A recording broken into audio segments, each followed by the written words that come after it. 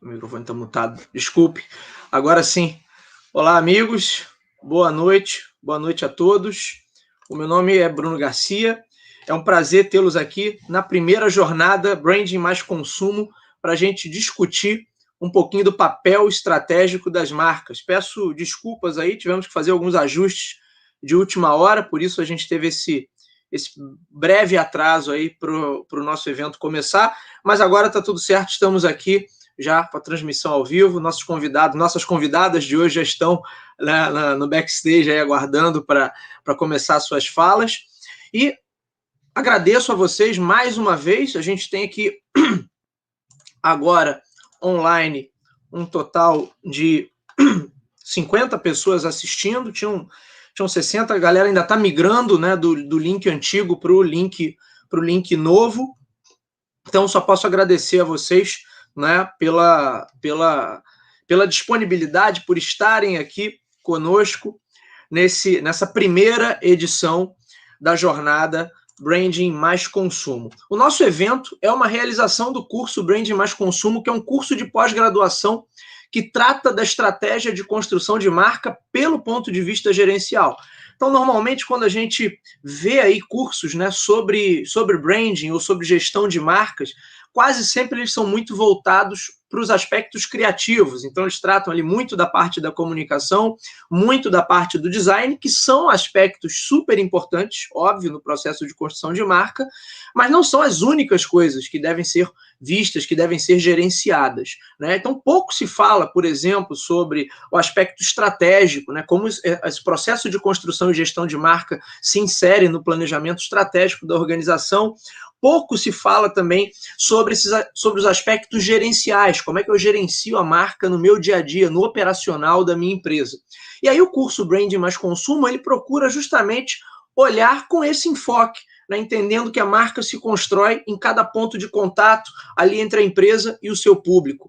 Eu sou o professor e coordenador do curso Branding mais Consumo, e por isso a gente está promovendo essa jornada, esse bate-papo hoje e amanhã. A gente tem convidados incríveis aí para trazerem um pouquinho da percepção e do conhecimento deles para esse debate. Todos que estão vindo aqui falar são professores, estão no nosso corpo de professores do curso. Tá? Hoje esse curso está acontecendo na Escola de Pós-Graduação da Faixa. Tá? Ele é oferecido de forma remota, com transmissões ao vivo para todo o Brasil, sempre aos sábados. Então não são só os profissionais e estudantes aqui do Rio que podem fazer o curso, né? O curso está aberto aí para estudantes de todo o Brasil, e vão ter a oportunidade de estudar na Faixa, que é uma escola referência aí na parte de economia criativa, design, comunicação e inovação.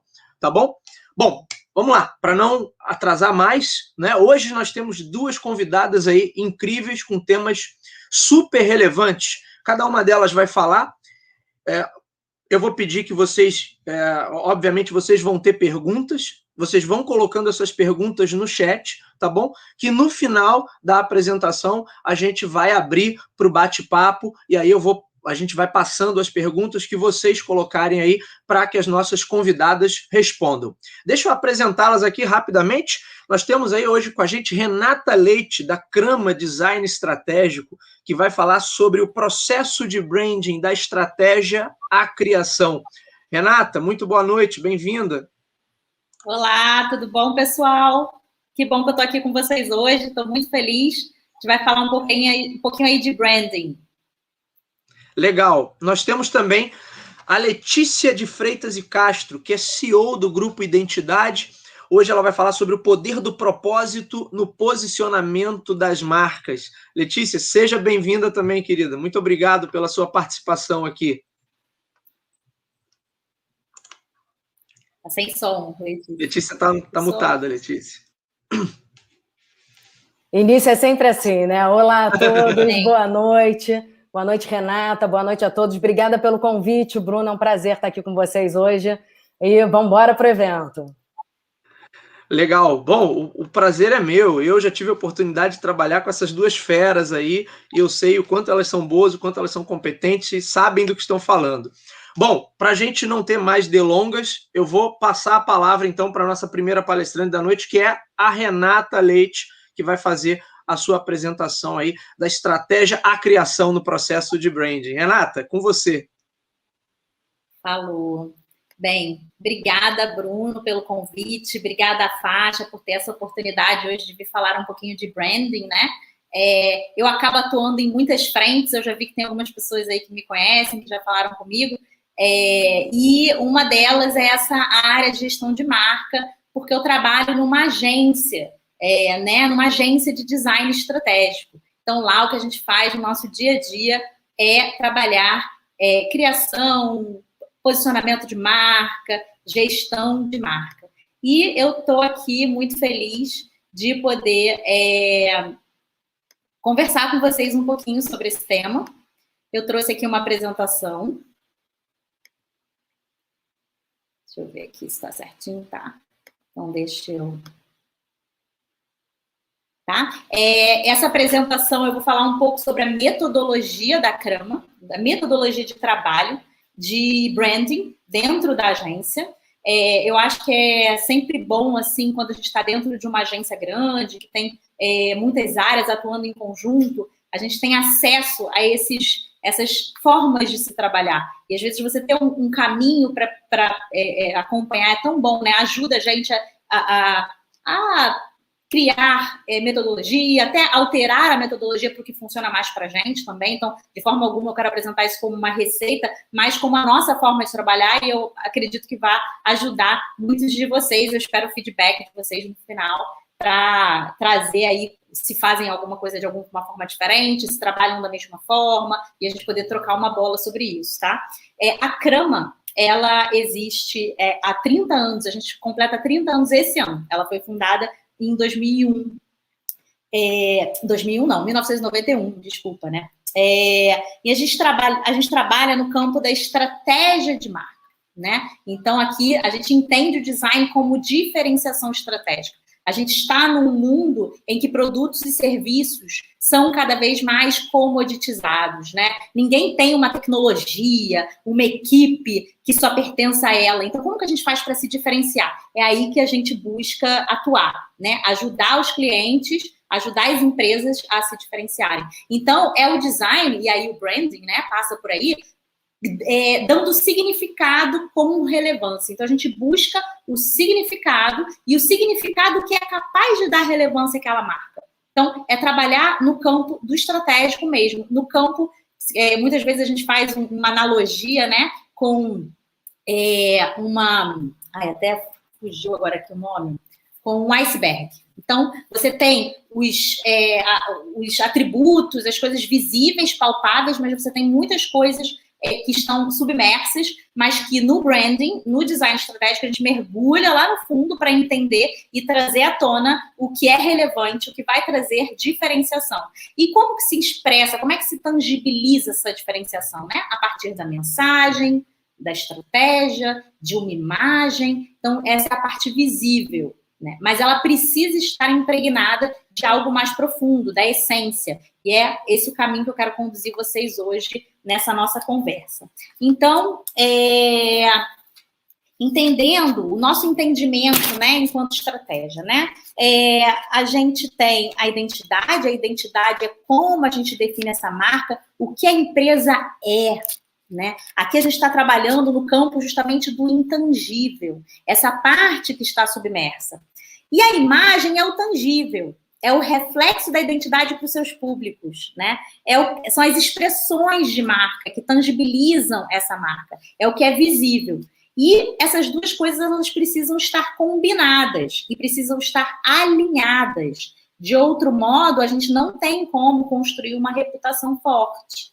Se o que é mostrado para o público não condiz com o que aquela empresa é, de fato, a reputação está em xeque. A qualquer momento, essa empresa pode ser desmascarada. Eu estava conversando com o Bruno e brincando, né, que agora o que mais se fala é sobre o Big Brother. Hoje, inclusive, a gente tem um paredão aí de Big Brother, né? E no Big Brother, o que a gente vê os participantes falarem, que é um case, na minha opinião, assim, de construção de marca pessoal, né, dos participantes ali dentro, estão se vendo como marcas a todo momento, eles têm que se vender para o público, e também das marcas que estão atuando ali dentro.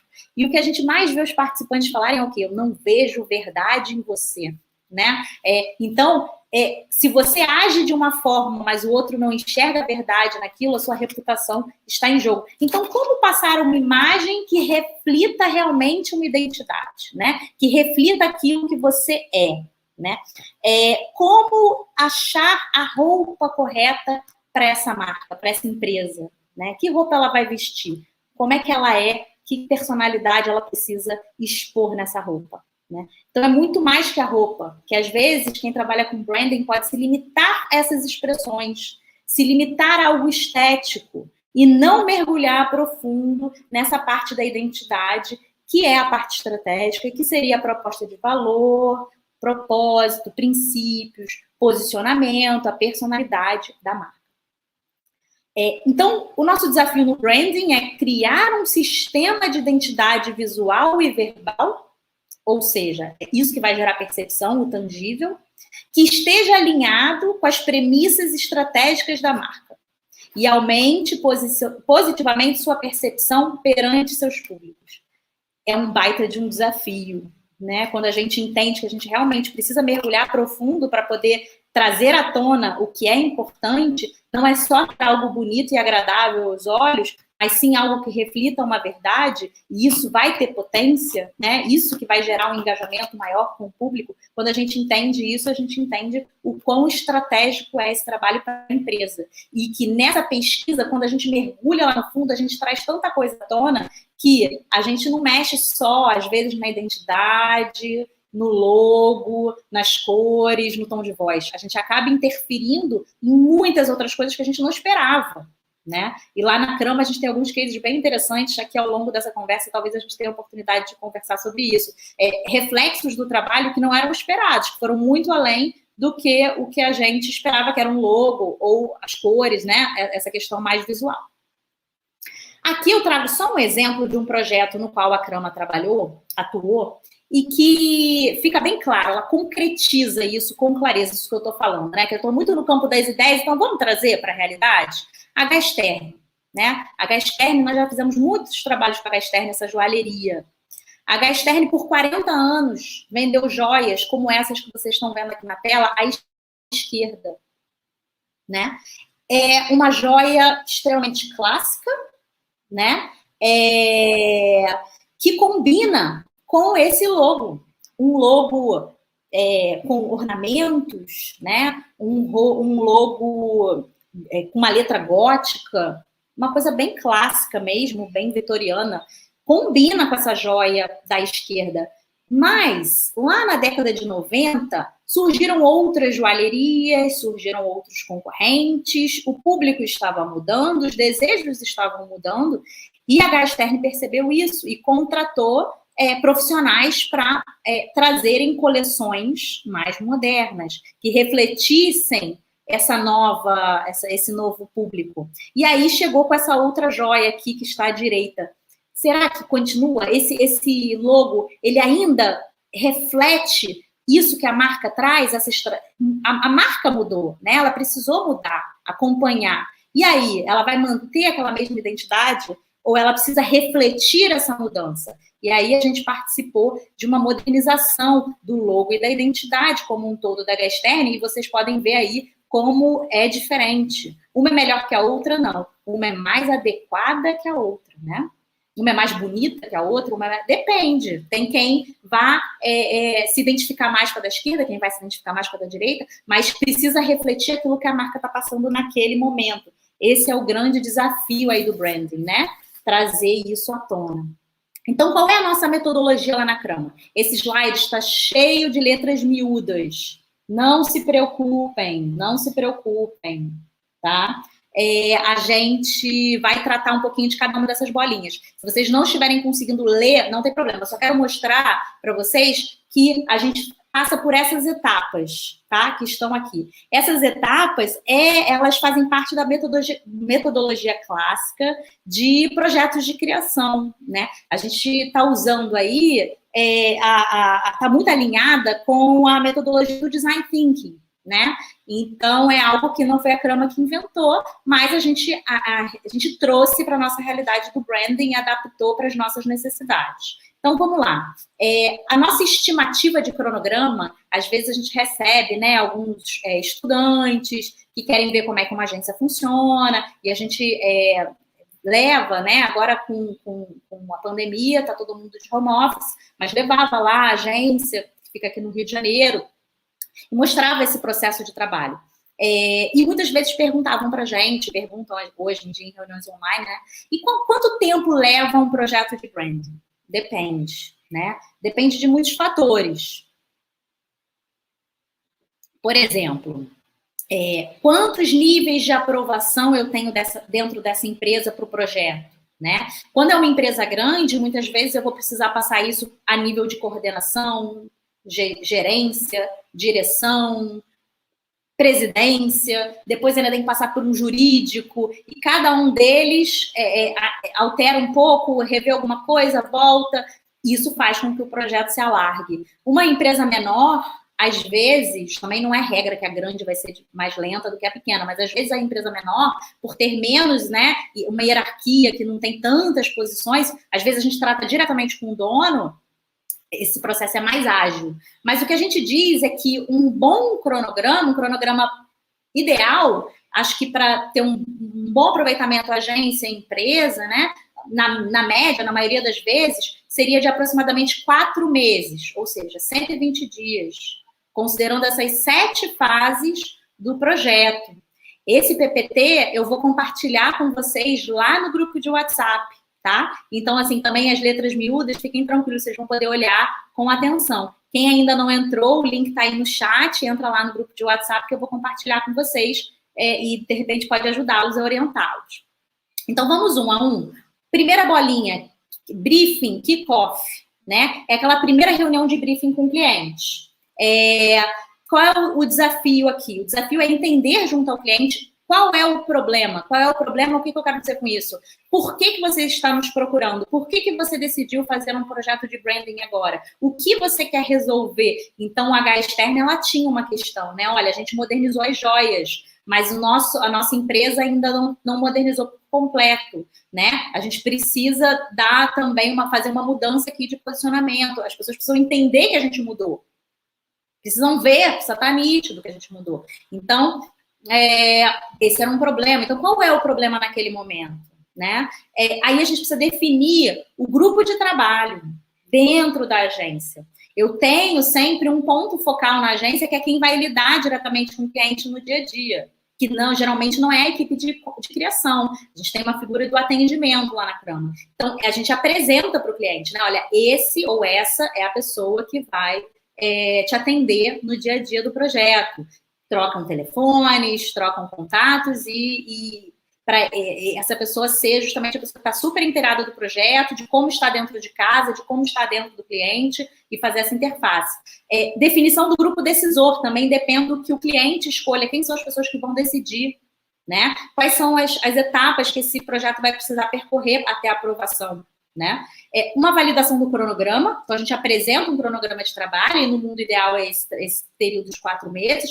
Às vezes o cliente fala, eu não tenho 4 meses, eu tenho uma data, eu tenho um aniversário da empresa, eu tenho uma mudança de alguma coisa e eu quero marcar essa data com a nova identidade, com o novo logo. Aí a gente fala, ok, vamos ter então que rever esse cronograma e precisamos do seu apoio nisso, a gente vai precisar agilizar as aprovações e tudo mais. E o alinhamento das expectativas de entrega, o que está previsto de entrega e se estamos todos ok com isso e todos combinados, né? Entramos, então, numa fase de imersão e descobertas. É a fase que lá dentro da Crama a gente tem a figura do estrategista, né? Para mergulhar no universo dessa marca e entender justamente essa parte submersa, né? Compreender a parte estratégica do que a gente vai precisar trazer, que essência é essa que a gente vai precisar traduzir, né, nessa identidade visual. O nosso diretor de criação, ele acompanha esse processo, embora seja estrategista quem esteja conduzindo, porque ali, no dia a dia, junto com a estrategista, ele já vai entendendo para depois poder orientar o time de criação, para ele seguir essas orientações da estratégia e não fugir disso, né? Para a gente não cair naquela coisa de ser só algo estético, mas algo com significado. Então, ela vai mergulhar, vai fazer uma análise da marca, uma auditoria visual e verbal. O que vocês já têm? Eu quero ver todos os materiais, todos não dá, né? Mas uma parte, faz uma seleção de materiais variados, de diferentes usos, e-mail marketing, panfleto, fachada, enfim, o que tiver, para a gente poder olhar e ver o que vocês têm hoje, né? Olhar a concorrência, benchmark, qual é a posição dessa empresa mediante esse mercado. A gente faz entrevistas com pessoas-chave, e essas pessoas-chave podem ser pessoas dentro da empresa, funcionários de diferentes cargos também. Às vezes a gente fala desde o estagiário até o CEO, para entender qual é a percepção das pessoas em relação a essa empresa, né? Para a gente não vender pela identidade algo que seja falso, algo que internamente as pessoas falem, não, a gente não é isso. Então, a gente entrevista as pessoas internas, também entrevista clientes. A gente fez um trabalho uma vez para uma distribuidora farmacêutica, de produtos farmacêuticos, a gente entrevistou farmácias, que eram o varejo que comprava, e também a indústria farmacêutica, então a gente foi para os dois lados, são os stakeholders, quem lida com aquela empresa.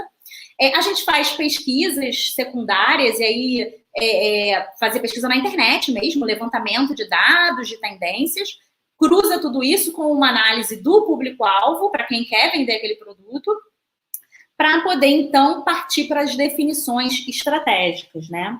Aqui a gente vai tirar as diretrizes estratégicas. Mas, para isso, a gente entende que é importante o cliente estar junto, né? Muitas vezes a gente realiza esse workshop de cocriação. Às vezes não é necessário um workshop mesmo. Às vezes a gente só faz uma apresentação de toda essa imersão, tudo que a gente viu de insight, apresenta para o cliente opina, né? Traz a visão dele de tudo que a gente falou, há uma troca ali, porque é claro que é a empresa que conhece mais de si mesma, né? Então, a gente está vindo com um olhar de fora que é muito valioso, porque às vezes você está com um olhar viciado dentro, mas quem está dentro com certeza conhece muito a empresa e tem muito a agregar ao processo. Então, a gente sempre traz o cliente para junto, e aí sim entra as diretrizes estratégicas, a gente desenha essas diretrizes estratégicas e apresenta para o cliente novamente. Essas diretrizes, vocês podem ver, não tem layout de nada, né? Não tem nenhum logotipo, não tem cor, não tem tipologia, não tem nada ainda. São as diretrizes estratégicas, não são as expressões. É a parte submersa. Então, é o propósito. Qual é o propósito que a gente entendeu, né? A gente cria uma frase que passa esse propósito com clareza, os princípios dessa empresa, o posicionamento, a atitude e personalidade da empresa e uma arquitetura de marca também, né? Quando a marca tem várias submarcas. Aí sim a gente parte para o desenvolvimento criativo, que é o que as pessoas, quando pensam em branding, pensam, né? A gente chega aqui, olha, no mês 3, na virada do mês 2 para o mês 3, é quando a gente efetivamente está entrando parte mais visual da coisa, né? As expressões tangíveis, vamos colocar. Então, é o conceito da marca, o nome, quando a gente é chamado para fazer naming, né? E sempre tem isso num projeto de branding, às vezes a empresa já tem um nome e não quer mudar. Identidade visual, logo, sistema de identidade visual, identidade verbal, tom verbal, diretrizes de comunicação, como essa marca se comunica, como ela se comunica em cada canal, né? Isso faz parte desse desenvolvimento criativo. E nós, então, desdobramos esse desenvolvimento criativo em algumas peças, além de ter o brand book, né? Aquele manual de marca que sempre que essa empresa contratar uma agência ou estiver trabalhando com alguém, ela vai poder apresentar e a pessoa vai acompanhar tudo que está acontecendo ali, tá? Então, a gente tem esse desdobramento. E, por último, a gente tem a implementação. A implementação então, agora a gente vai botar na rua, né? A gente vai levar todo esse trabalho para ser apresentado externamente ao mercado. E aí, muitos clientes acham, agora acabou o projeto, né? Pronto. Não, agora, o que a gente costuma dizer lá na Crama, agora é que está começando. Agora é que é o desafio de implementar. Agora que é a hora que você vai dizer para o mercado que você mudou. E é natural, os olhos se voltam para você. Né? Então, se é uma empresa grande, então, o que acontece? A mídia chama a atenção da mídia, chama a atenção dos concorrentes, chama a atenção do mercado como um todo, dos clientes, do público. É um momento que todos olham para você. Então, é preciso otimizar esse dia D, né? Que é o dia D do lançamento. E toda empresa precisa estar alinhada com essa identidade, tem que vestir essa roupa junto com a marca, para passar a verdade nisso, né? Para isso realmente ser entregue na sua totalidade. Então, por isso a gente muitas vezes oferece um workshop de conclusão do projeto com gestores da marca, com equipe, às vezes com agências que vão desdobrar, às vezes vão implementar, às vezes nós mesmos da Crama somos quem implementamos, então a gente implementa, passa por essas etapas, né? E aí, então, marca viva é marca implementada. E quem faz branding, isso é uma coisa que a gente fala muito lá na Crama também, quem faz branding é o cliente, aí do ponto de vista da agência, né? É o cliente da agência, que é a empresa, não é a agência de branding, né? A gente, na verdade, ajuda o cliente a conseguir fazer essa gestão de marca da forma mais adequada. Mas quem vai fazer branding é gerúndio, é trabalho no dia a dia, né? Então, são os funcionários, é a equipe toda, desde quem está no ponto de venda, se tiver ponto de venda físico, quem está no saque atendendo, quem está mandando e-mail, todas essas pessoas, até quem está servindo um café numa reunião que acontece dentro da empresa, está ajudando a construir essa marca, né? Até a xicrinha do café ajuda a contar essa história, né? Tudo pode estar ali a favor dessa narrativa da marca. Então, esse dia D aí é um dia bastante importante e que muitas vezes as pessoas acham que acabou o projeto. Não, o projeto está só começando. O desafio está só começando. Bem, contei essa metodologia, tá? Eu vou mandar esse slide para vocês vão poder acompanhar. Vocês podem também entrar em contato comigo, depois eu deixo meus contatos aqui com vocês para a gente trocar uma ideia, se quiserem. A gente vai ter oportunidade também lá no curso da faixa de conversar mais, quem embarcar nessa com a gente. Mas eu queria trazer um exemplo, né? Porque eu acho que assim, no campo das ideias é bem interessante. Mas e como é que isso acontece na prática? Então, eu trouxe, a gente tem alguns cases lá na Crama bem legais de se dividir, mas eu acho que um emblemático para a gente foi o Rio 450. O Rio 450, ele é uma marca que, né, marcou, assim, uma marca que marcou, horrível isso, mas é isso. Representou algo muito importante aqui no Rio de Janeiro e tomou a cidade toda, né? Então, qual era o nosso desafio aí? Traduzir numa marca toda a multiplicidade do perfil do carioca. Então, a cidade estava fazendo 450 anos, a gente precisava criar uma marca para esse aniversário e as pessoas precisavam se ver ali. Os cariocas precisavam se ver representados, né? Um desafio, porque os cariocas não são iguais, né? A gente tem muitos cariocas. E aí isso a gente percebeu também nessa fase de imersão. Quando a gente foi fazer a imersão, a agência foi para vários lugares diferentes conversar, embora a gente ainda more, né, e viva, e a maioria de nós somos cariocas lá na Crama, a gente tinha que olhar o carioca com outro olhar agora, entender essas múltiplas facetas. E agora, como que a gente acha essa solução? Né? Uma identidade do protagonista dessa história. O carioca é o protagonista. A ideia é mostrar a cara do carioca. Mas antes da gente chegar nesse modelinho aqui, né, que eu ainda vou falar um pouquinho mais sobre ele, por que a gente passou em toda essa parte estratégica de conceituação e de entendimento? Que o carioca, que é singular, afinal de contas todo mundo fala o carioca, né? Mas ele é singular e plural ao mesmo tempo. A gente tem muitos cariocas aqui, inclusive muitos cariocas que não nasceram aqui no Rio de Janeiro, mas que são cariocas já, reconhecidos inclusive como cariocas.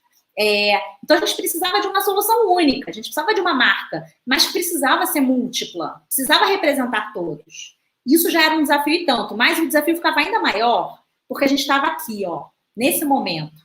A gente estava lá em 2013, no meio das manifestações de 2013. A frase do momento era: isso não me representa, né?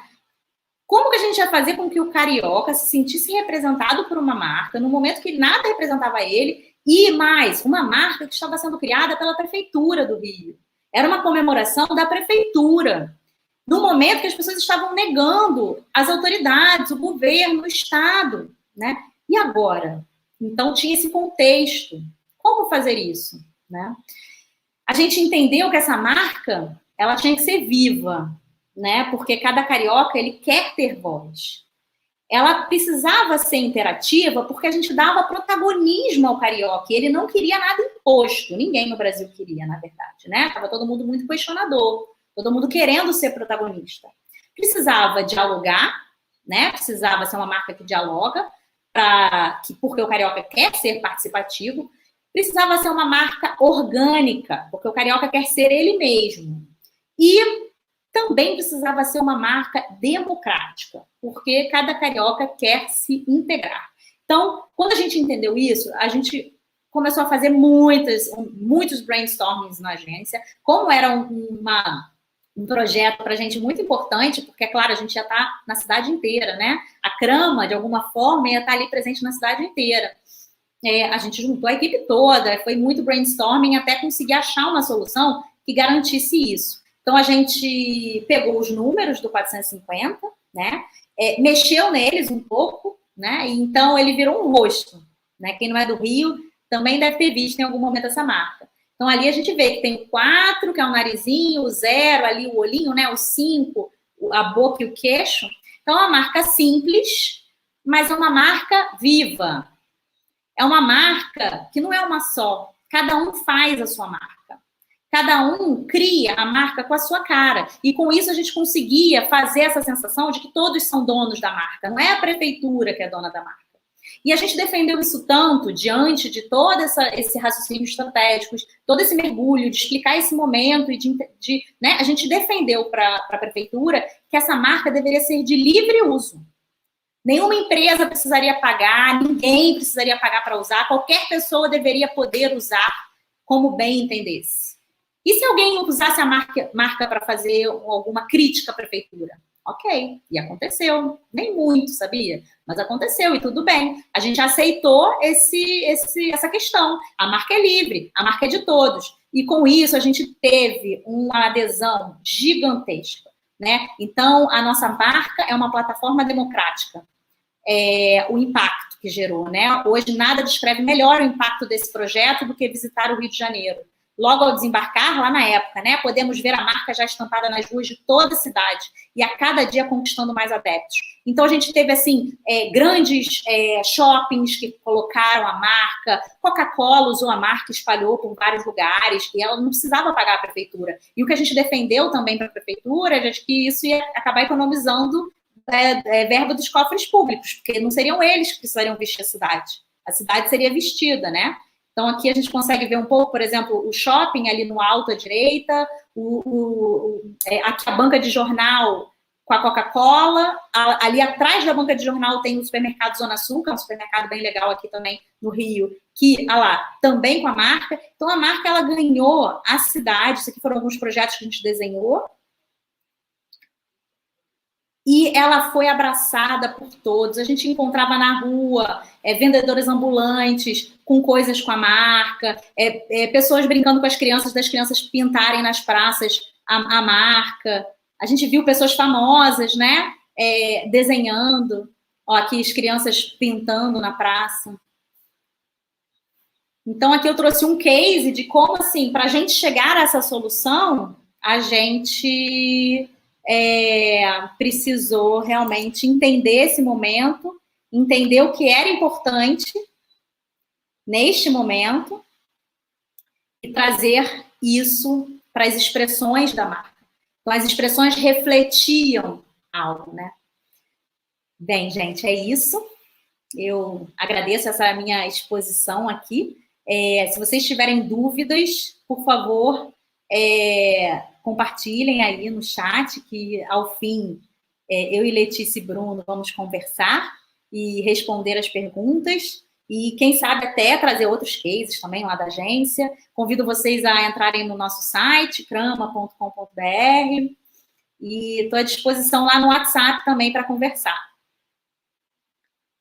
Agora vamos esperar o Bruno. Bruno está por aí, Bruno?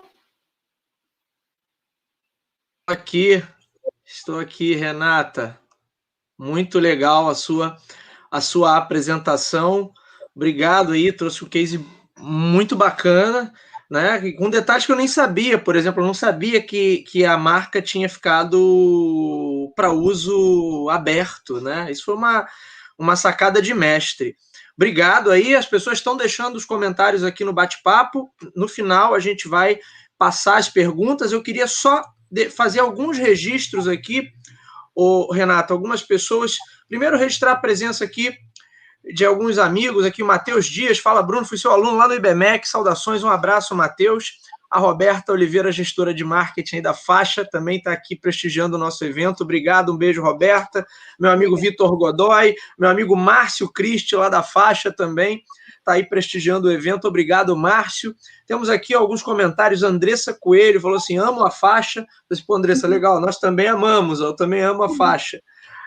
Pedro Paulo Gundim e a Carolina Santos perguntaram se vai ficar gravado. Gente, isso vai ficar disponibilizado no canal Branding Mais Consumo no YouTube, tá? Então depois, quem eventualmente perdeu pode assistir por lá. Quem quiser eventualmente assistir de novo para pegar algum detalhe, para anotar alguma coisa, vai ficar lá no nosso canal do YouTube. A Ana está perguntando aqui, Ana Jabur está perguntando, o evento vai ter certificação? Sim, para quem participar dos 2 dias, vai ter lista de presença no final e a gente vai ter a certificação. E a Carolina Santos colocou aqui, Renata foi minha professora no Polo Criativo. Aí, Renata, seus alunos aí, seus discípulos também prestigiando o nosso evento. Tá, depois a gente lê mais comentários. Eu vou chamar agora, então, a segunda palestrante da noite, a minha amiga Letícia de Freitas e Castro, CEO do Grupo Identidade, que vai passar um pouquinho do seu conhecimento aqui para a gente com a palestra O Poder do Propósito no Posicionamento das Marcas. Letícia, bem-vinda aí mais uma vez. É com você. Obrigada, Bruno. Parabéns, Renata, pela palestra. Foi super interessante conhecer as histórias dessas marcas, né? E depois dessa explanação sobre branding e processo de construção de marcas, eu tenho a costura certa para falar aqui com vocês sobre o poder do propósito na construção dessas marcas, né? Então, vamos lá. Bom, quando se fala em propósito de marca, a maioria das pessoas imediatamente faz uma associação a causas.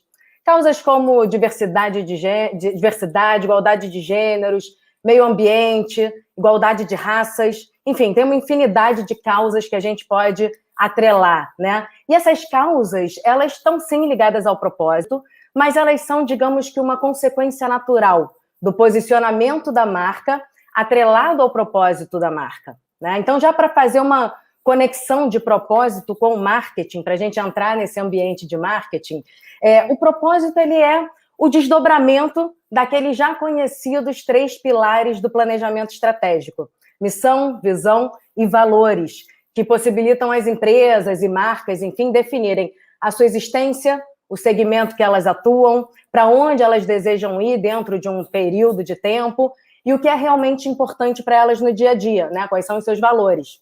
Só que o que aconteceu de alguns anos para cá é que esses 3 pilares, missão, visão e valores, eles acabaram perdendo um pouco as suas funções iniciais, que na verdade, eram de fato fantásticas, como um caminho para a construção da marca.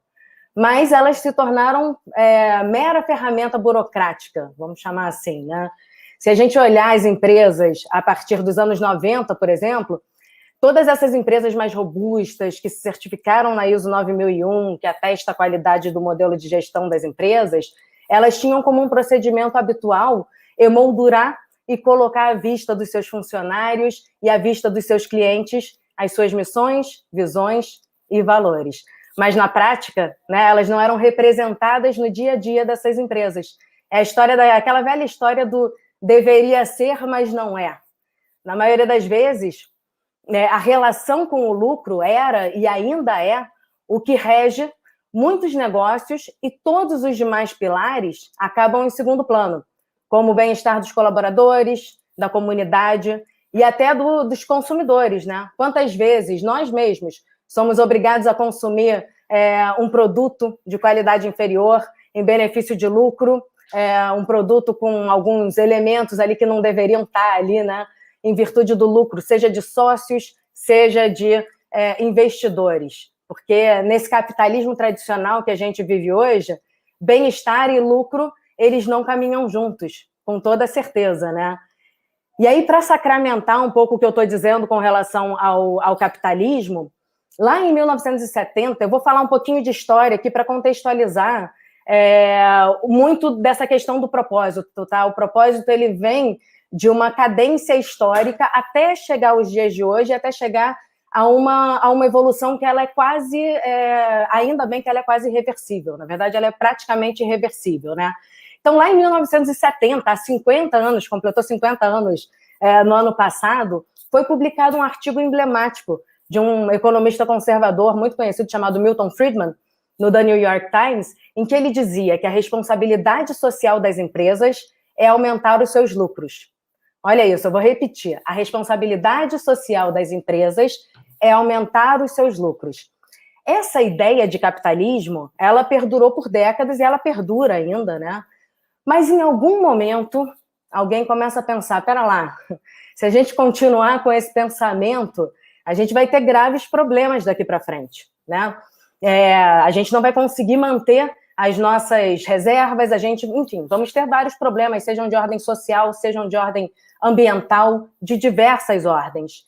E aí surgem alguns movimentos ainda incipientes naquela época, em nível mundial, sim, mas que muito pouco engajam a população, né? Aqui no Brasil a gente teve a Eco 92, por exemplo. Essa Eco 92, ela até... eu sou do Rio de Janeiro, né? Acredito aqui que muita gente seja também. A Eco 92, ela até movimentou muito a cidade, mas eu me lembro que na época era uma impressão que era para políticos e grandes empresas, né? Então, eu não sou grande empresa, eu não uso, não fabrico plástico em larga escala, eu não jogo dejetos em larga escala também nos rios, então eu não tenho nada a ver com isso não chega nem perto de mim. Essa era a sensação e o engajamento era nesse nível, né? A falta de engajamento. Só que aí nasce uma geração que começa a impulsionar a recente onda do propósito. É a geração Y ou a geração dos millennials, né? Os nascidos ali entre os anos 80 até 1994, mais ou menos, e que hoje vão ter entre 26 e 40 anos, que deve ter, aqui quem está nos assistindo deve ter muita gente nessa faixa etária, né? Nós somos a geração dos millennials. E a partir dos anos 2000, essa geração ela já atinge uma idade economicamente ativa. E ela começa a impulsionar as empresas a mudarem as formas de agir. De que forma, né? Essa mesma geração, que é uma geração marcada pela experiência de consumo, isso já entrando um pouco na parte de branding, essa geração que é capaz de pagar mais caro num café para viver uma experiência de atendimento no Starbucks, por exemplo, ao mesmo tempo, essa geração começa a cobrar das empresas o compromisso das causas sociais, que elas julgam importantes e são capazes de dar preferência, sim, a uma marca específica, enfim, pelas causas que essa marca defende, né? E para a gente não sair da ótica de uma mesma empresa, essa mesma Starbucks, que já ganhou o cliente pela experiência de consumo, né? Não precisaria de mais nada. A experiência de consumo do Starbucks, você chega na loja, se o atendente tem um mau dia, não importa, ele vai te atender com um sorriso no rosto, ele vai perguntar o seu nome, ele vai anotar o seu nome no copinho, ele vai botar um sorrisinho ali embaixo. Quando o seu café ficar pronto, ele vai te chamar pelo nome e vai te entregar esse café com um sorriso. Então, essa experiência de consumo já bastaria. O cliente já está comprando da Starbucks por conta desse diferencial e dessa conexão que ela cria com o seu cliente. Só que mesmo uma Starbucks, ela sabe que essa geração ela se importa com outras causas e que para essa geração ela precisa entregar algo mais para o mundo. E aí ela abraça ou ela desenvolve diversos programas de projetos sociais, de projetos ambientais, ações de redução do impacto do lixo que ela gera em diversos pontos do planeta, é claro que nos pontos onde ela atua, né?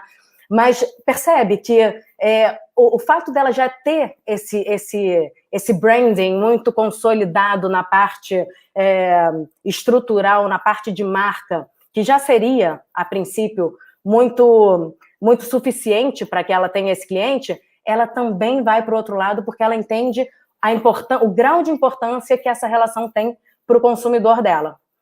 E aí, tendo em vista esse movimento, as corporações, de um modo geral, elas começaram a se adaptar.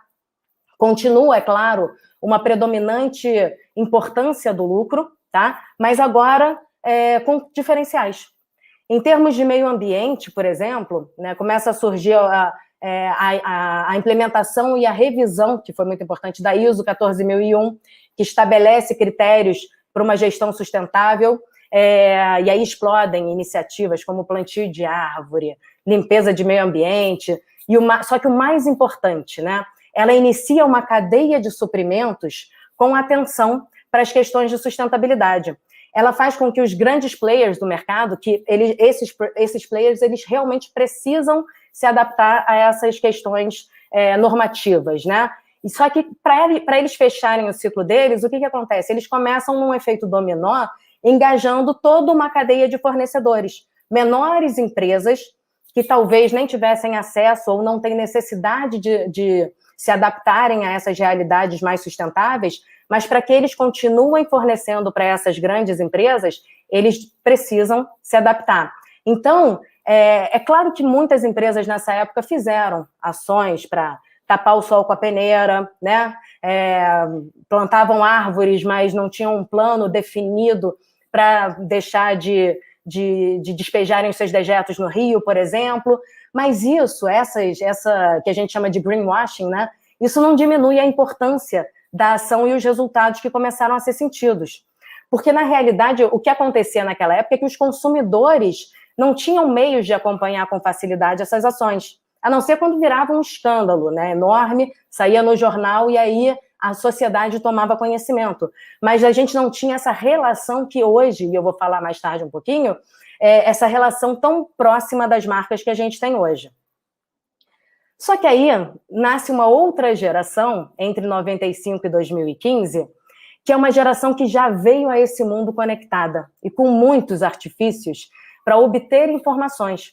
Ela já nasceu com o Google à sua disposição. E isso aí muda praticamente tudo, né? Essa é a geração Z. Essa geração que tem amplo acesso à informação, ela começou a questionar os meios de produção de uma forma muito mais enfática do que a geração anterior e agora com muito mais propriedade de pesquisa sobre as marcas. E aí a relação das marcas muda por completo. Primeiro, é uma ação conjunta, né? Primeiro que a marca, ela não é mais o que ela fala, mas ela é o que ela faz. Aquela comunicação unilateral que tinha antes, site, folder institucional, representante comercial, quando eu, marca, dizia para todo mundo o que eu era, como eu era, o que eu queria ser, enfim, isso morre, né?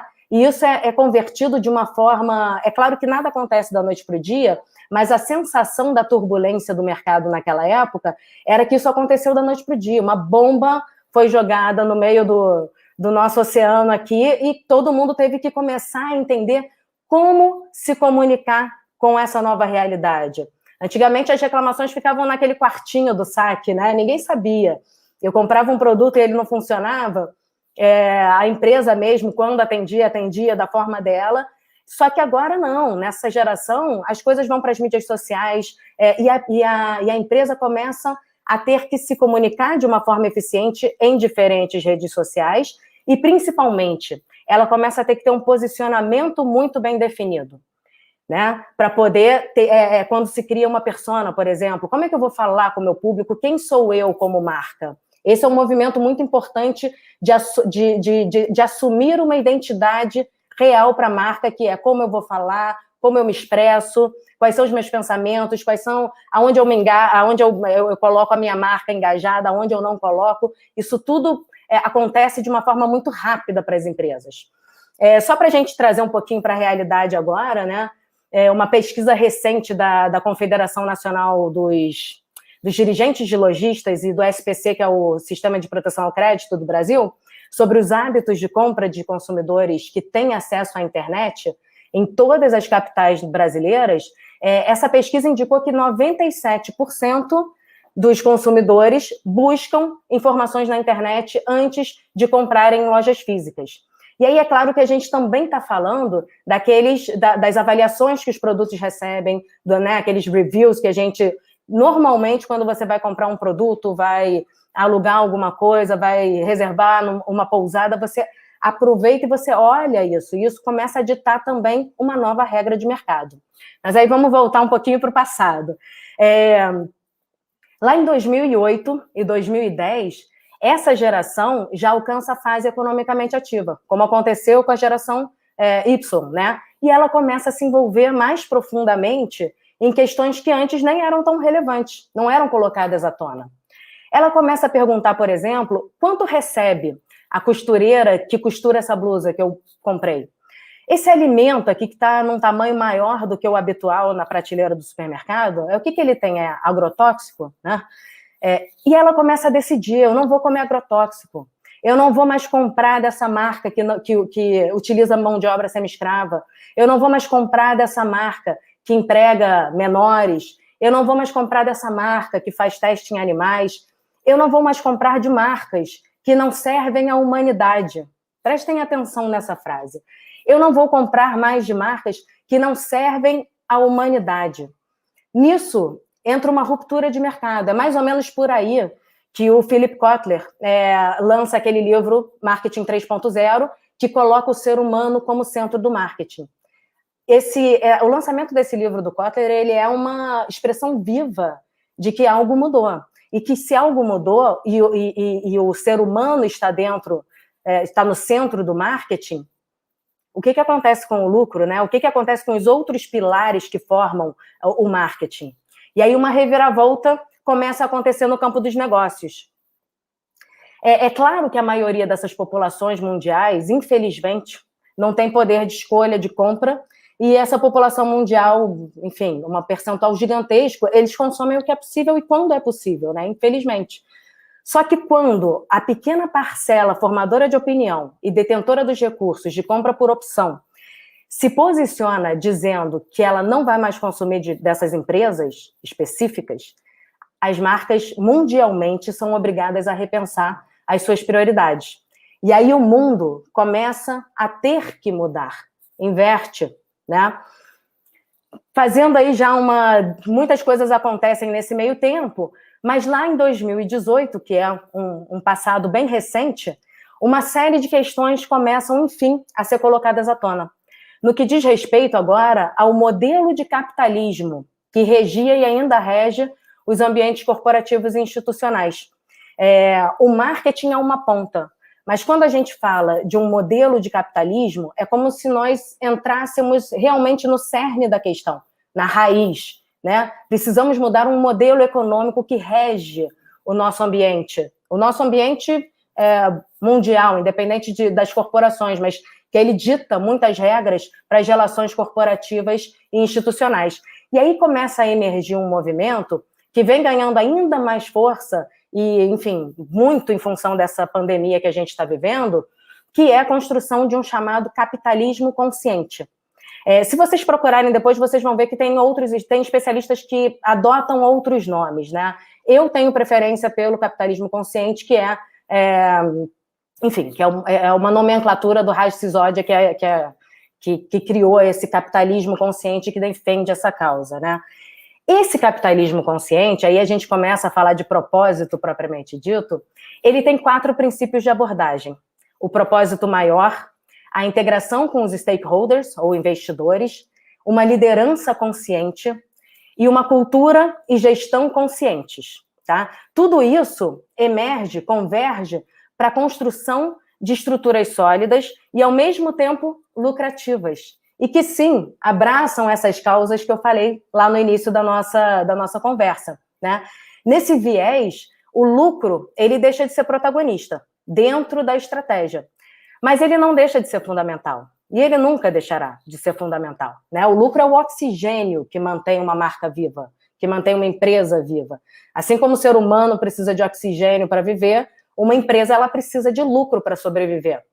Só que esse lucro, ele passa a coexistir com outros agentes. Ele entra num ponto de equilíbrio com outros agentes que passam também a fazer parte de um todo. Mas aí vamos ao propósito. Eu não sei se está muita informação aqui, mas, enfim, vamos lá. Se tiver, vocês me avisam que eu dou uma paradinha aqui e a gente respira um pouquinho. Mas como é que a gente chega a esse propósito maior? O propósito nasce a partir de uma imersão. Lembra que eu falei lá no começo que ele tem muito a ver com aquela tríade, né, do planejamento estratégico?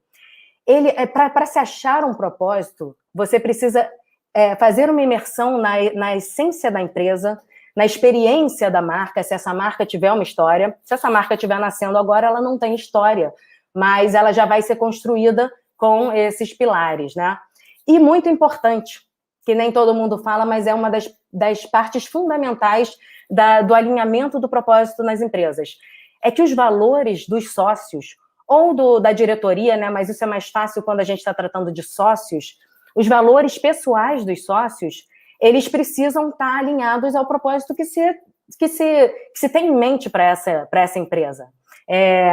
Eles não conseguem andar separados, porque o propósito de uma marca só vai prosperar se ele estiver alinhado à cultura organizacional. E a cultura organizacional é algo que, determinantemente, ela vem de cima para baixo. Ela precisa ser definida na esfera do comando, e aí, através de uma comunicação eficiente, de procedimentos eficientes, ela começa a ser disseminada para os outros setores da empresa, e aí sim cria-se a cultura organizacional. E como o propósito está ligado a isso, ele necessariamente precisa estar nas decisões de comando dessa empresa. Uma curiosidade que eu acho que talvez a essa altura algumas pessoas já estejam fazendo essa confusão, e ela é muito comum, né? Como a gente fala de missão, visão, valores, a missão e o propósito, eles estão muito ligados, e é muito fácil confundir. Pera lá, mas missão é isso, né? O que a empresa é? O que ela veio, né? Qual é o objetivo da empresa? E o propósito também tem esse mesmo ponto de início de reflexão. Só que a missão é o que a empresa é. Eu sou uma empresa de telefonia, por exemplo, e a minha missão é ser a melhor empresa de telefonia do Brasil. Qual é o propósito dessa empresa? Essa mesma empresa de telefonia, ela precisa, no propósito dela, ela precisa explicar ao que ela se propõe a existir. É isso. E qual é o valor dela? Qual é o legado que ela deixa para a humanidade? Qual é o diferencial dela na vida das pessoas? Então, eu sou uma empresa de telefonia celular e eu conecto com muita excelência, eu forneço um serviço de muita excelência, porque nós entendemos que conectar pessoas, conectar seres humanos, enfim, permite que pessoas sejam mais felizes.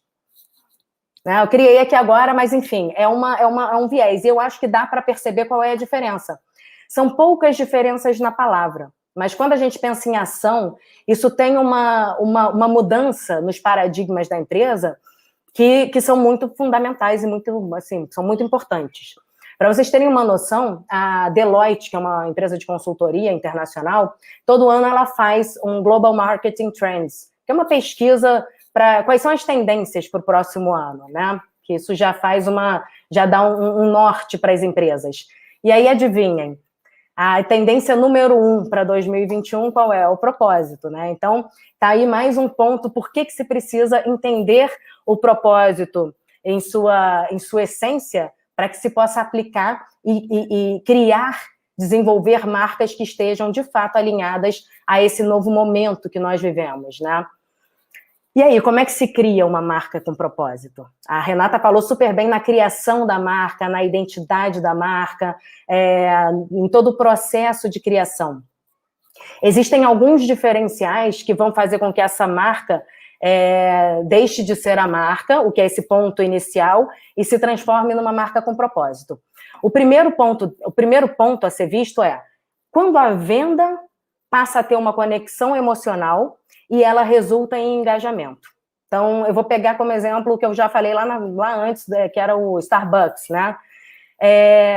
Até os anos 90, mais ou menos, A pessoa ia lá, comprava um café, pagava o seu café, se ela fosse bem atendida, minimamente bem atendida, o processo de venda era esse, ele se resumia a vender o produto. Você tem interesse num produto, eu tenho o produto, você vai me pagar e eu vou te fazer essa venda, ótimo. A partir dessa época que eu falei, né, de 2000 e pouco, essa experiência de marca, ela precisa gerar uma conexão emocional. E aí a história do copinho, a história de trazer, né, o João, que vai comprar o seu café lá no Starbucks, ele não é um qualquer, ele não é um cliente, ele é o João. Quando ele receber aquele copinho, ele vai receber o copinho do João, chamado pelo nome dele. Isso gera uma conexão emocional. E em termos de mídias, etc., eu não preciso nem dizer, né, que o João vai sentar na mesa dele, vai tirar uma foto e vai postar e vai botar uma hashtag Starbucks. Mas o engajamento que a gente trata aqui é um engajamento maior, é um engajamento de ser fiel à marca. Devido a essa conexão emocional que a marca te gera, começa a ter uma fidelização dessa marca. E o segundo ponto muito importante é quando o negócio sai da esfera desse lucro egoísta para começar a criar valor para a sociedade. Deixa eu explicar o que é lucro egoísta. Não é que as empresas não possam ter lucro, pelo contrário, quanto mais lucro, melhor. Lucro é ótimo, lucro é ótimo. Só que esse lucro ele não pode mais andar sozinho. Eu vou pegar como exemplo as startups. Para que servem as startups? As startups servem para sanar dores existentes nas sociedades. Então, ela entra com uma solução, ela cria uma solução de algum problema que a sociedade tem e ela lucra com isso. E ela lucra pouco com isso? Eu acho que eu ouvi aqui unicórnio, eu ouvi bilhões. Então, criar valor para a sociedade, criar valor, sanar um problema, ele de forma nenhuma impede o lucro. Às vezes ele até dá mais lucro, e a gente vai ver isso lá na frente. Só que o lucro egoísta, ele deixa de existir. Então, a empresa começa a criar valor para a sociedade e, a partir daí, ela passa a integrar um ecossistema de valor, onde todos os agentes ganham. Tá? Para ilustrar, eu vou citar aqui o propósito de uma marca, e aí eu vou fazer uma disruptura aqui. Eu vou citar uma marca nascida em 1955, para falar de propósito. Mas eu tenho certeza que todos vocês conhecem, e essa marca ultrapassou já as barreiras do tempo, porque ela foi criada e ela foi executada com propósito durante décadas. Eu estou falando da Disney. O propósito da Disney é fazer as pessoas felizes. E o Walt Disney deixou um legado de encantamento que fascina crianças, adultos, pessoas de todas as idades, de todos os lugares do mundo, né? Só que como é que ele fez isso? Ele foi lá e estampou o seu slogan em todos os brinquedos do parque? Né?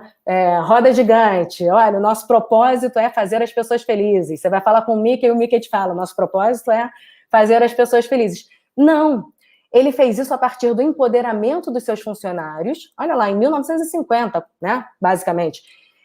Uma prática que perdura por décadas na empresa, mesmo depois do falecimento do Walt Disney, essa prática continuou sendo de grande relevância na empresa.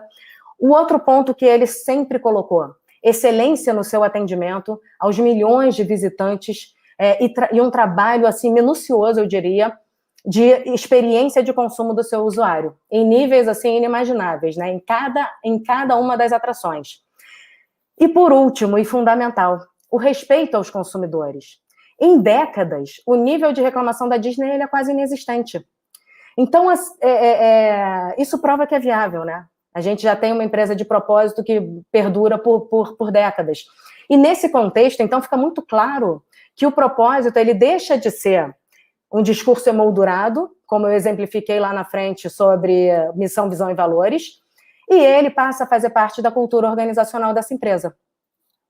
E aí eu pergunto para vocês, né? Tem um propósito enraizado e bem trabalhado, então, gera lucro? O fato é que existe uma grande parcela das empresas e instituições que ainda acreditam que quando a gente fala de propósito, causas sociais e alguns outros tópicos relacionados, isso significa abrir mão do lucro e significa desapontar os investidores.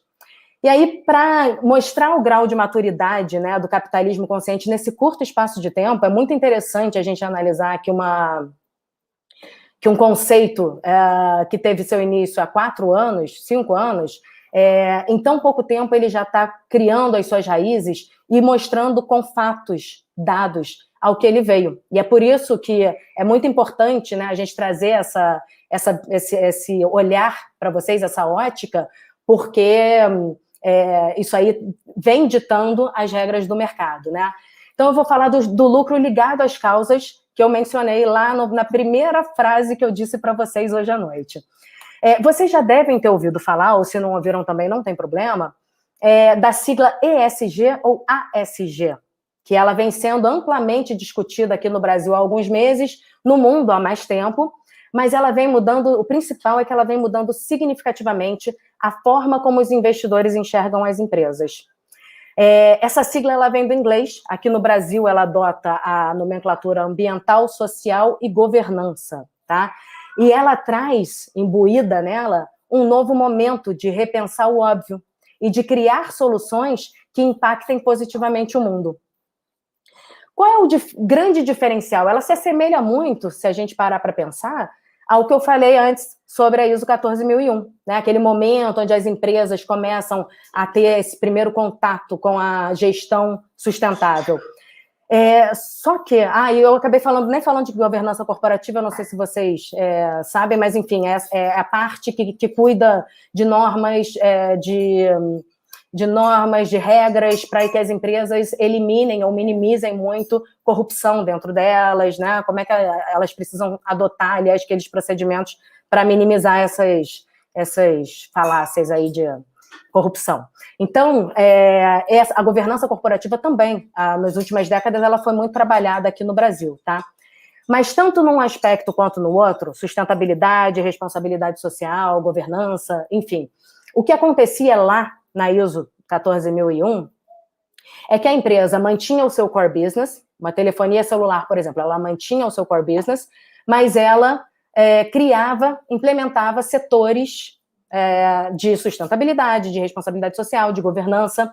Esses setores, obviamente, que eles olhavam para essas questões de mercado, para o que estava acontecendo, para o que era necessário tomar de ação. Só que, e aí eu falo por experiência, porque eu vivenciei isso, quando a sustentabilidade chegava com uma necessidade, e essa necessidade impactava no lucro, a primeira coisa que a empresa fazia era, opa, peraí, tudo bem, eu entendo que é muito importante, mas vamos colocar ali um pouquinho para o lado, né, até que seja realmente necessário, porque agora não está dando. Então, elas existiam, mas elas muitas vezes acabavam sendo barradas as suas ações, né? Isso acontecia e acontece. E agora, com a ESG, o que acontece é que esses pontos primordiais que eu falei, eles passam a compor a estratégia da empresa. Eles são parte desse todo, né? Eles não são mais células individuais e que tentam chegar nesse núcleo da empresa. Eles fazem parte do núcleo da empresa. Significa que as decisões precisam, num equilíbrio, né, privilegiar todos os pontos, olhar de uma forma macro. E aí isso gera valor no relacionamento com os consumidores, é claro, e gera valor no relacionamento com esses investidores. Aqui no Brasil já tem uma centena de marcas que estão alinhadas a esse movimento, a Bolsa de Valores já começou a fazer movimentos aí bem intensos, mas eu vou pegar como exemplo, e rapidinho aqui para a gente dar uma corrida, duas empresas que eu sei que vocês conhecem também e que são muito emblemáticas. Natura, na parte ambiental, ela sempre se posicionou muito favoravelmente à parte ambiental, sempre cumpriu com diversos protocolos, etc. E, importante, sempre comunicou o seu posicionamento com relação ao meio ambiente. A Magalu, que vem crescendo aí exponencialmente, ela não tem essa relação com o meio ambiente, mas ela tem uma relação muito grande com uma gestão humanizada. Ela preza muito pelas pessoas, né? A ação mais emblemática dos últimos tempos da Magalu foi aquele processo seletivo exclusivamente para negros.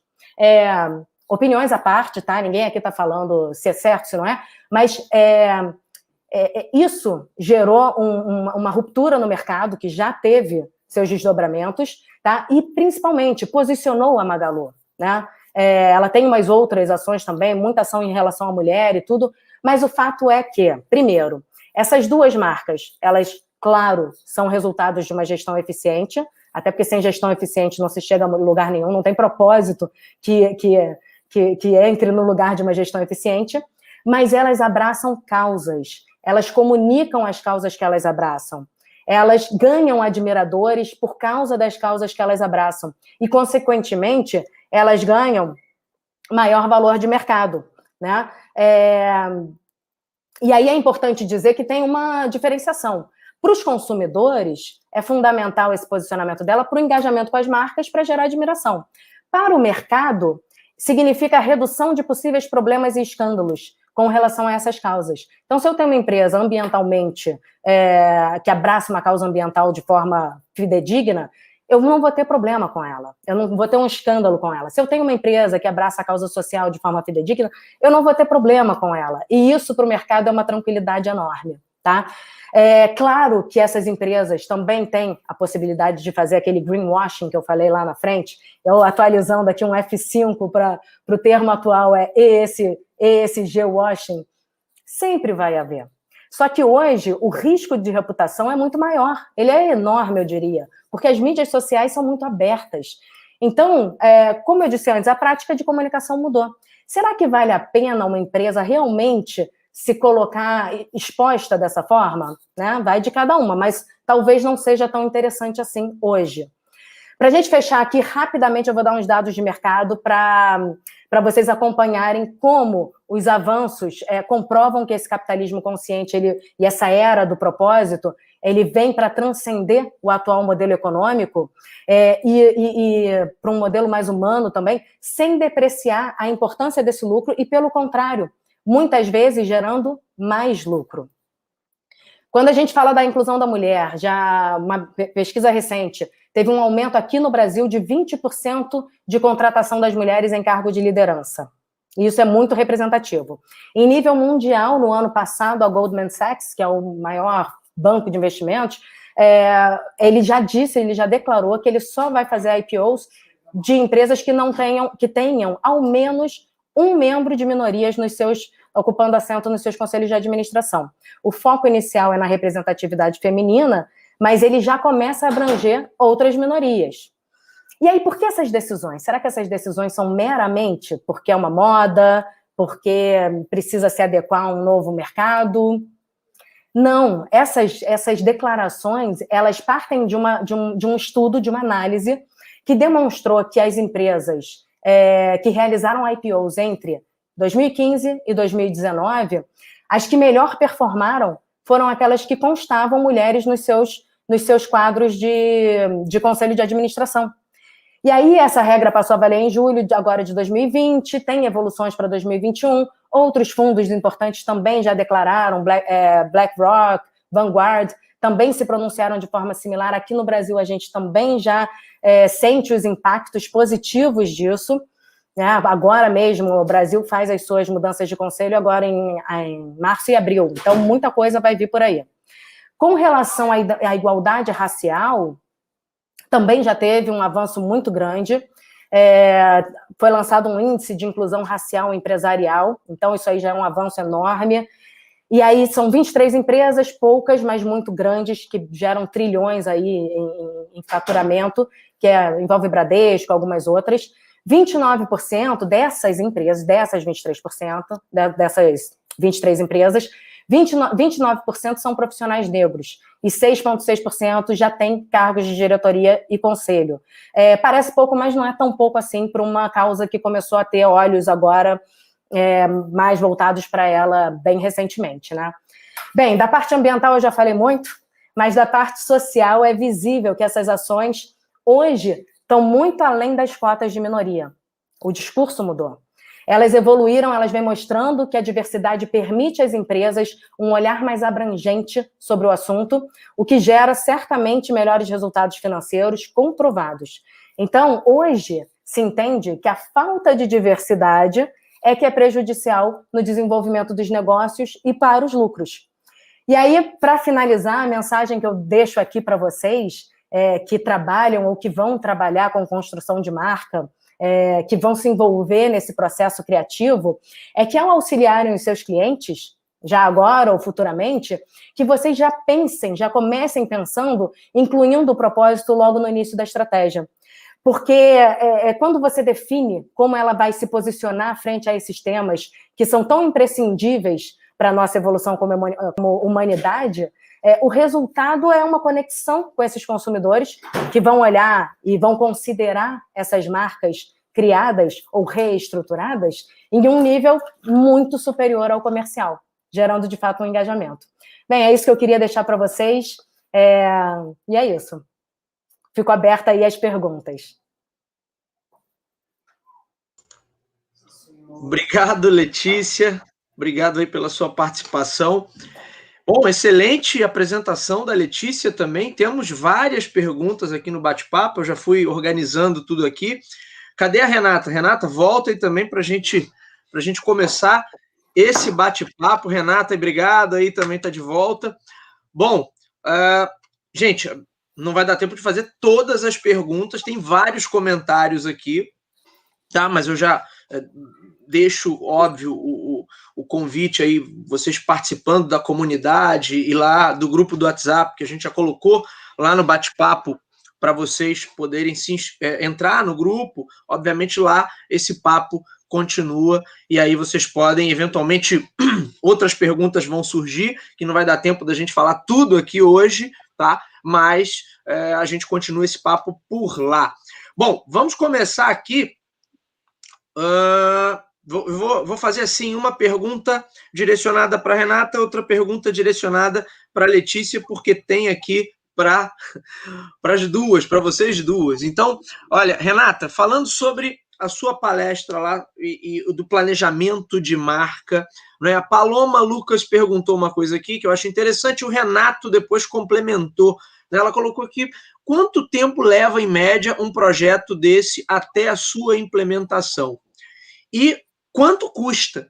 Quanto custa, em média, o desenvolvimento de um projeto como esse? Puxa, pergunta difícil. Quanto custa, então, varia bastante.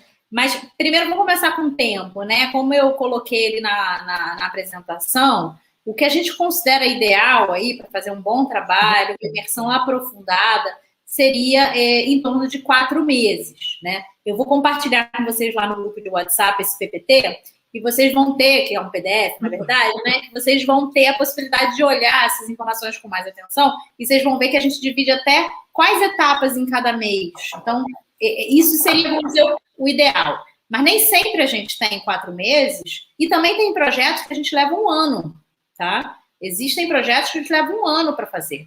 Então, vai variar muito, mas se eu pudesse dizer que o número ideal é 4 meses. 4 meses, assim, entregamos um projeto. Agora falta implementar. E aí a pergunta é da implementação também, né? Quanto tempo contando com a implementação? A implementação é branding, gente, é gerúndio. A implementação é dali eternamente. Para sempre, todo tipo de contato com todos os stakeholders tem que seguir essa lógica, até que haja um reposicionamento, caso haja. Mas a implementação não acaba nunca. Por isso que a gente fala muito lá na Crama. Quem faz branding é o cliente, não é a agência. A gente instrumentaliza o cliente para fazer branding da melhor forma naquele contexto, né? Mas ele vai fazer dali em diante.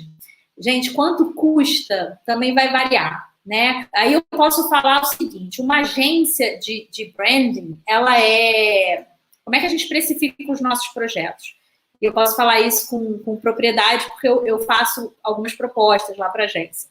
A gente precifica em cima de a gente fala homem-hora, né? Mas é um termo muito ruim, marca aí o gênero, homem não, né? Então, pessoa-hora, vamos colocar assim, a gente tem os custos fixos da agência, tem, né? Uma parte de luz, de aluguel, enfim, mas o que pesa mesmo é o homem-hora. Quanto tempo cada profissional vai ficar dedicado a esse projeto?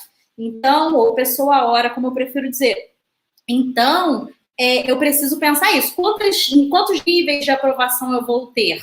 Então, isso vai se estender durante muito tempo? Eu vou ter que alocar uma equipe durante muito tempo nesse projeto? É mais tempo, é mais custoso. Por isso é que, às vezes, um projeto, para uma grande empresa é mais custoso do que um projeto para uma pequena empresa, às vezes. Não é porque a empresa é maior, a pessoa está crescendo o olho, e aí quer lucrar mais, e o pequeno ela cobra mais barato. Não é, porque um projeto numa grande empresa, muitas vezes, tem muita, o que a gente fala de refação, né? De ter que refazer, porque chegou numa outra, foi aprovado numa instância, mas tem que ir para outra, aí o outro pede ajuste, pede alteração, volta para a equipe. Então, a gente precisa calcular esse tempo de alocação. E isso varia de projeto para projeto. A gente teve um projeto, por exemplo, para a Sonangol, que é a petrolífera lá de Angola, é muito parecida com a Petrobras daqui, vamos colocar assim, né? E que é motivo de orgulho nacional. Angola esteve em guerra civil durante muito tempo, então Sonangol é muito importante para a reconstrução do país, tem um papel muito importante. A gente teve que ir a Angola, né? Visitar, entender o angolano, entender a cultura de Angola, entender a empresa. A gente viu que a gente não ia conseguir fazer remotamente. Então, é um projeto grandioso. A gente fez um projeto para o metrô também, que se estendeu durante muito tempo. Então, vai variar muito, tanto de tempo quanto de valor, e uma coisa influi na outra, tá? Então, assim, quanto mais a gente estica esse processo, quanto mais é importante esticar esse processo, acaba ficando mais custoso, porque eu tenho a equipe alocada por mais tempo. E também a senioridade da agência. Acho que isso também pode trazer alguma diferença aí no valor, ao mesmo tempo que o profissional mais sênior às vezes é mais ágil, então demanda menos tempo dele, isso impacta também no valor, mas ele é mais caro, né? Uma agência que tiver pessoas mais júniores trabalhando ali, a mão de obra é mais barata, mas também eles demoram mais para acertar, então, enfim, é uma balança aí difícil, não tem uma resposta pronta assim, não, mas pode variar muito. Não sei se eu respondi. Será que a pessoa ficou satisfeita com as minhas respostas? Acredito que sim, Renata. Acredito que sim. Sua resposta foi bem elucidativa. Deixa eu fazer um registro aqui. Tem várias pessoas que mandaram mensagem, né, elogiando o conteúdo. Até na hora que a Letícia perguntou se estava tendo muita coisa, né? O pessoal falou, não, pode continuar, que tá legal pra caramba. Temos a presença aqui do Marcos Ribeiro. Marcos, um abraço. Marcos foi meu aluno. É o criador da marca Branding Mais Consumo. Então, o Marcos é um talento incrível, assim, que eu sempre trago ele para todos os projetos. Marcos, bem-vindo. Bom, vamos lá. Temos uma pergunta aqui agora, vou fazer aquele revezamento, conforme eu tinha combinado. Para Letícia. Maurício Santos, ou Letícia, perguntou aqui: o propósito da marca anula ou substitui missão, visão e valores? E como evitar que o propósito também vire algo burocrático? Você falou já um pouquinho sobre a questão de não confundir com missão, visão e valores durante a sua explanação, mas ele tem essa segunda parte da pergunta aí também que é bem interessante. Como evitar, né, de cair nessa armadilha, da coisa virar, se burocratizar, e aí eu tenho só mais um conjunto de palavras bonitas ali, mas que não significam absolutamente nada para a condução do negócio. Letícia, tá no mudo. Acontece nas melhores famílias. Então, Maurício, obrigada pela pergunta. O que acontece? Na realidade, de forma nenhuma, o propósito anula a missão, visão e valores. Pelo contrário, ele é um elemento a mais para trazer mais informações, mais direcionamento para a empresa e para os seus colaboradores. Então, de forma nenhuma, tá? Aquela questão que eu falei ali de missão, porque eles nascem do mesmo ponto. Só que um fala sobre o que eu sou, e o outro fala sobre por que eu sou, né? Ele é como se fosse um adendo mesmo a isso que já tinha sido criado e que foi muito promovido desde os anos 90. A segunda parte da sua pergunta sobre será que não vai virar de novo, né, um quadrinho ali emoldurado na parede? Sim, obviamente que a gente não pode prever o futuro, mas dada a alteração que teve, quando eu falei ali da ESG, eu expliquei como é que funcionava antes, quando a gente estava trabalhando na ISO 14001, onde as empresas criavam células específicas para cada um desses setores. Essas células eram células complementares, digamos assim, ao core business da empresa, né? Elas atuavam, mas nem sempre elas iam fazer... Eu diria que quase nunca elas iam fazer parte ali das principais determinações da empresa, a não ser que fosse uma empresa já muito engajada ou que tivesse de fato, o segmento dela necessitasse muito que ela tivesse um posicionamento muito bom em termos de sustentabilidade, tá? Mas ela não fazia parte desse core business da empresa. No procedimento ESG, esse procedimento mais recente, é necessário que essas células sejam excluídas, e aí esses segmentos, eles entram como, deixa eu pensar aqui da melhor forma para te explicar, eles compõem agora o core business da empresa. A empresa não mais vai tomar alguma decisão sem olhar para esses prismas também. Uma frase muito bacana, outro dia eu estava assistindo uma entrevista com a Luiza Helena Trajano, uma frase muito bacana que ela falou é que num dado momento da empresa dela, eles tiveram que tomar uma decisão. Eu não vou me lembrar exatamente qual era a circunstância, mas eles tiveram que tomar uma decisão que visava ou o lucro ou visava o propósito da empresa. E o propósito da empresa lá na Magalu é muito enraizado, né? E aí, enfim, depois de muito debate, bateram o martelo e falaram, vamos pelo lado do propósito. A gente não pode abrir mão disso, isso está entre aqueles assuntos que são, né, os nossos valores que não inegociáveis, então vamos em frente com o propósito e a gente vê como é que vai ficar o lucro. E aí, para surpresa deles, o que aconteceu? O lucro estourou numa situação que eles precisaram fazer uma escolha dessas, né? Então, de forma nenhuma, enfim, a gente não acredita que isso vai acontecer, porque cada vez mais as empresas vão tomar as suas ações, as suas decisões, não eliminando, não colocando à parte como segundo plano esses quesitos, mas sim olhando de uma forma macro, né? A decisão tem que ser tomada, então todos os pontos que envolvem essa decisão precisam ser analisados, precisam ser minimamente impactados. Se vai impactar a nossa parte de sustentabilidade, como é que a gente vai fazer para medir um lucro que esteja adequado para que a gente gere menor impacto, porque isso também faz parte da nossa estratégia como um todo. Eu não sei se ficou bem explicado, mas é por aí. Ficou sim, Letícia. Ficou sim, obrigado. Só um adendo aqui, o pessoal, algumas pessoas perguntando como obter o certificado. A certificação é dada para participação nos 2 dias do evento. A gente vai botar as instruções aí mais para o final, tá bom? Seguimos agora com pergunta. Vamos voltar aqui a bola para Renata Leite. Renata, tem uma pergunta que uma telespectadora nossa colocou logo no começo, a Arisa Magalhães, e ela fala o seguinte, Renata, fiquei engessada com a explanação, porque será que para todo tipo de empresa as etapas são assim cartesianas? Eu sou advogada e não consegui entender como posso encaixar isso no meu negócio. E aí, Renata, cabe branding para um escritório de advocacia? Com certeza. Um escritório de advocacia, ele é uma marca também, né? O grande poder da marca, ele surge, a meu ver, quando a gente tem, como a gente tem hoje, um mercado altamente competitivo, né? Como eu falei, as ofertas, elas estão muito customizadas, muito comoditizadas, né? Então, tudo que você quer, você encontra, e muitas opções daquela mesma coisa. E eu diria a mesma coisa como advogada. Você, com certeza, você tem outros escritórios, vários concorrendo com você, prestando serviços muito similares ao seu. E aí, como que você se posiciona de uma forma diferente, né? Como que você consegue trazer essa marca um propósito que é seu, né? Uma proposta de valor que é sua, valores que são seus, né? Então, com certeza aquilo ali funciona, mas eu entendo que aquela metodologia que eu trouxe era uma metodologia muito, muito completa. E nem toda empresa vai poder, especialmente as pequenas, né, parar para, de repente, ficar 4 meses desenvolvendo isso.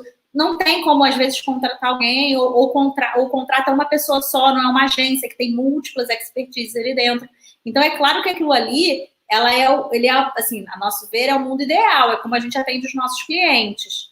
E você consegue, de repente, enxugar ver o principal ali, mas você vai precisar fazer esse mergulho dentro, como é você mesma, né, a advogada, dentro de você, como é que eu quero me diferenciar? Tem um público específico que eu quero atender, né? Eu sou mãe, o Bruno sabe que meu universo todo fica muito rondando em torno dessa coisa da maternidade. Então, uma coisa que eu vi, por exemplo, não é nos advogados, porque eu não precisei ainda desse serviço, mas no serviço médico, como tem médicos que vêm se diferenciando por meio de um atendimento humanizado, né? E para mim, por exemplo, Renata, isso é de grande valia. Eu vou procurar um profissional desse. Agora, vão ter outras pessoas que talvez se sintam mais seguras com um médico mais... numa posição até de um médico talvez mais tradicional, de uma posição de, olha, eu sei o que tem aqui, qual é o correto, eu estudei muito e toma aqui o que você tem que fazer, né? Então tem médicos se moldando, né, buscando adaptar a sua marca, porque tem marca pessoal também, né? Às vezes é da clínica, mas também às vezes é do médico. Como é que ele se posiciona e se coloca no mercado? Então, com certeza também vai funcionar muito bem para você. Mas eu entendo que às vezes a gente tem que simplificar esse processo, né? E aí ver onde que você consegue ganhar agilidade aí nisso aí. Legal, Renata. Obrigado. Letícia, tem uma pergunta aqui do nosso amigo Marco Ribeiro que eu acho que é importante. Ele coloca o seguinte: Letícia, é mal visto pelo mercado uma empresa que toma partido ao apoiar uma causa a partir de uma repercussão negativa ou de algum erro que ela cometeu, como o caso da Vale em questões ambientais. E aí, Letícia, quando tem um problema de tamanha repercussão, de tamanho impacto negativo, como é que se conduz uma situação como essa? Muito boa pergunta, Marcos. Eu acho que as opiniões vão divergir certamente entre especialistas, com certeza.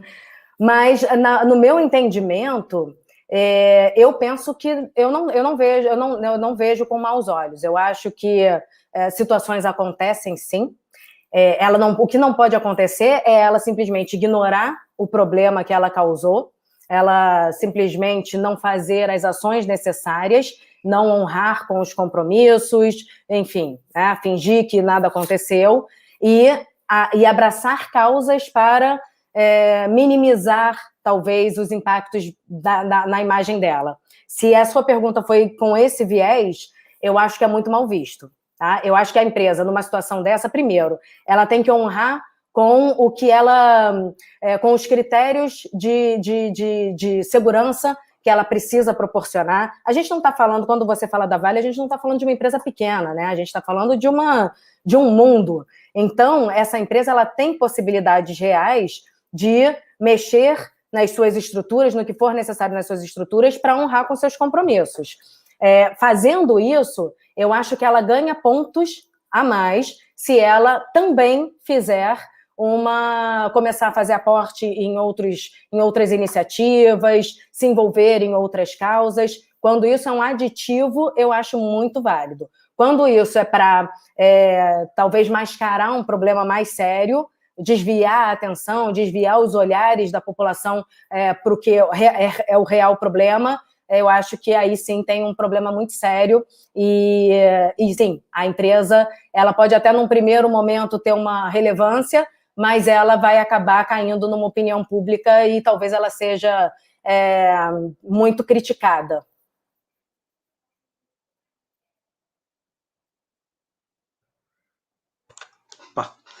Obrigado, Letícia. Bom, eu tenho uma pergunta aqui, que é o seguinte: vocês duas, a pergunta tanto para a Renata quanto para a Letícia. A Renata falou de todo o processo de implementação e a coisa ali do dia D.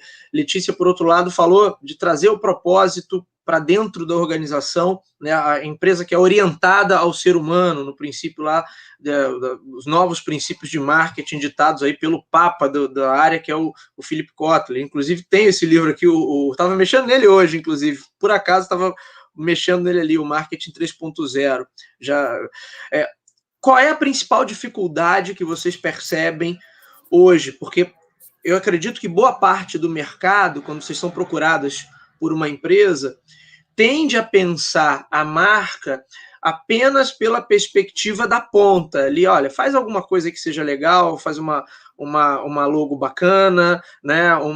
Dá um posicionamento bacana, um posicionamento de comunicação, mas tenho certeza que há uma resistência maior em entender isso e implementar isso do ponto de vista estratégico, que é o que a gente está tratando aqui, que não adianta só chegar lá na ponta e fazer uma opção de coisa bacana, bonita, mas aqui dentro a empresa não tem processos, não tem uma organização, não tem uma gestão para privilegiar justamente aqueles processos que ela promete entregar. Então é o caso sempre da empresa ter um marketing que está desconectado da operação, né? A operação da empresa é uma coisa, o que ela faz a nível de marketing é outra coisa totalmente diferente.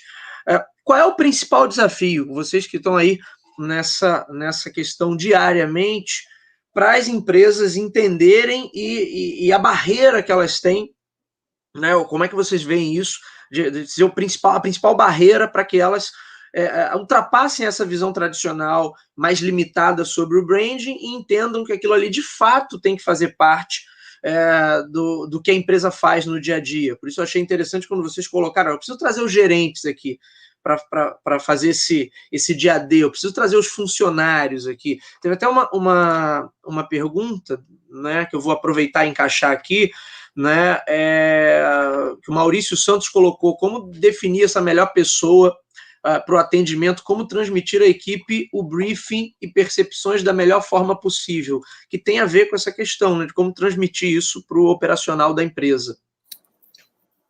Quem começa? Vai lá, Renata. Você Renata, que está Posso falar? No ponto inicial. Lá na Crama, a gente tem o nosso posicionamento de marca, porque, claro, a gente faz para os outros, a gente tem que fazer o dever de casa, né? 30 anos de agência, muito tempo. O nosso posicionamento no mercado é da gente ser uma agência estratégica, né? Crama Design Estratégico. Então, a gente tem uma situação de que o cliente chega para... O cliente que vem até a Crama, ele entende isso. Então, a gente está numa posição boa, né? O cliente, ele vem porque ele sabe que ele precisa de um mergulho. Às vezes, ele já até fez coisas com outras agências, já fez coisas mais estéticas e não foi, não conseguiu, e aí fala assim, não, a gente está querendo agora realmente... Em geral, quando chega, a gente quer um mergulho estratégico, a gente quer algo muito bem alicerçado, né? Então, a gente não passa tanto por essa dor do cliente chegar e não entender isso, porque a gente se posicionou assim no mercado, mas a gente tem, às vezes, o desafio de encontrar problemas que o cliente não está vendo e que, às vezes, o cliente fica em negação, né? De ver aquilo. Então, não é nem que havia uma negação propriamente dita, mas havia o fato de não percepção mesmo. Um case legal de trazer é o case do metrô. Então, a gente fez sinalização no metrô.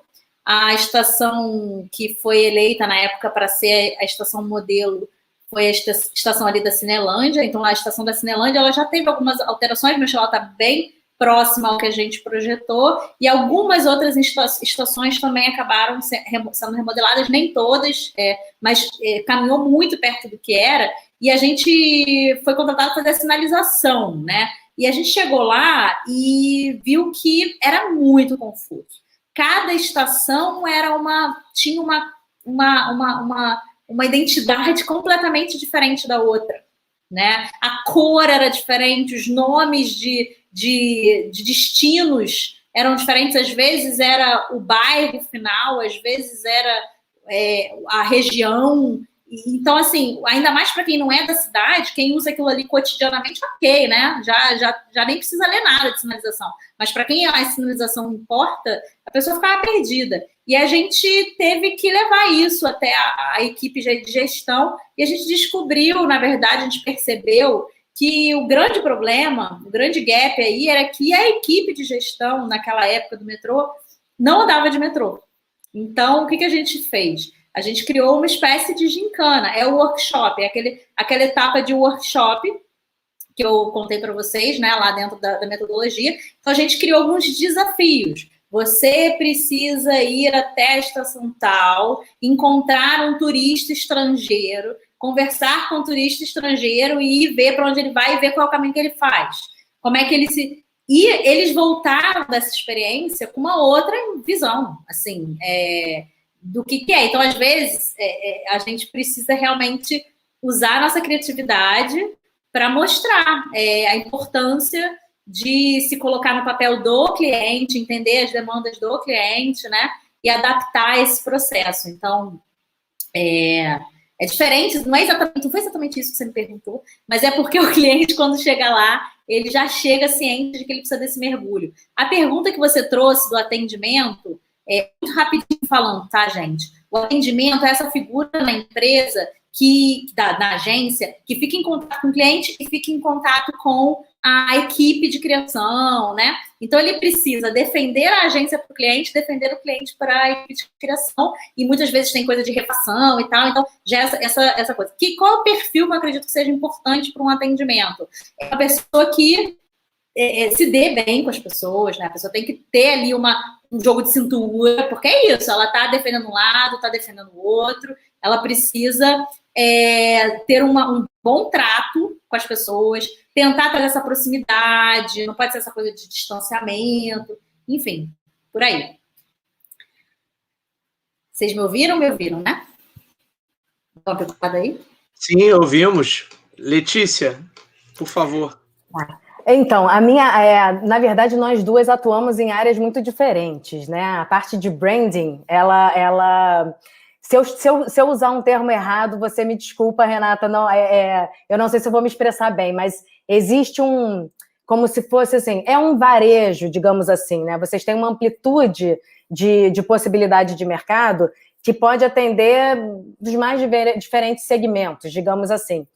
A gente, na identidade, trabalha mais com a parte de consultoria, essa parte por isso que a minha palestra, a minha explanação, ela foi muito voltada para a parte de gestão, né? A gente está muito ligado à gestão, muito mais do que a construção da logomarca, da identidade visual final desse cliente. A gente opera num outro setor, digamos assim.